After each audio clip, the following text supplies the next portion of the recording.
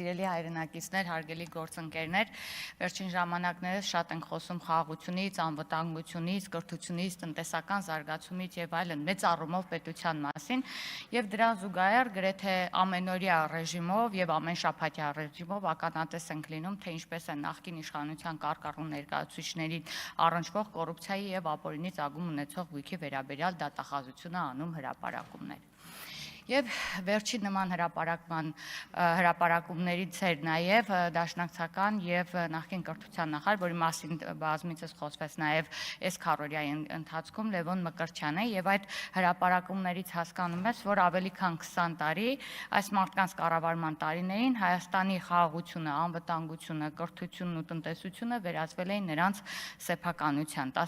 տասնյակ անշարժ գույքերի, ֆինանսական միջոցների, տարբեր բիզնեսներում բաժնեմասերի տեսքով։ Եվ մեծ հաշվով Հայաստանը նրանց համար եղել է գրավադրված անշարժ գույք, կապիտալ կամ շրջանառու միջոց սեփական հարստությունը կուտակելու համար։ Եվ այսօր հակակոռուպցիոն կոմիտեի նախագահի զեկույցը վերը նշվածի ապացույցն ու վառ վկայությունն է։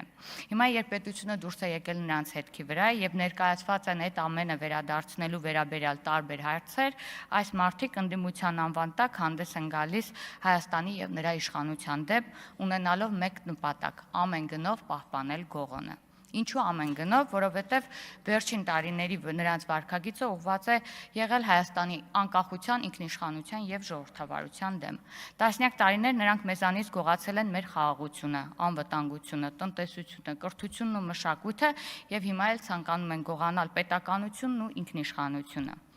Սիրելի հայրենակիցներ, որքան էլ այս շրջանակները հանուն իրենց ունեցվածքի պահպանման փորձում են զիջել մեր պետականությունը եւ դրա շնորհիվ գալ իշխանության, Հայաստանը դարձնելով էլի կոռուպցիայի բաց թանգարան, բաց երկնքի տակ, կոռուպցիայի թանգարան, միևնույն է, մենք ձեզ հետ միասին խափանելու ենք նրանց այդ դավադիր պլանները։ Հայաստանում կոռուպցիան պետք է արմատախիլ լինի։ Հայաստանի գոյության թերևս ամենամեծ սպառնալիքներից մեկը հենց կոռուպցիան է։ Այն պետք է արմատախիլ արվի մեզանում, բոլոր ժամանակների, բոլոր կոռումպացվածները պետք է պատժվեն օրենքի ամբողջ խստությամբ։ Իսկ Հայաստանից գողացվածն էլ պետք է վերադարձվի պետությանը, անկախ նրանից դա որևէ մեկի սրտով է, թե ոչ։ Իսկ հակակոռուպցիոն կոմիտեի նախագահին ուզում եմ ասել շնորհակալություն նման ծավալի աշխատանք կատարելու եւ նման բովանդակությամբ զեկույց ներկայացնելու համար։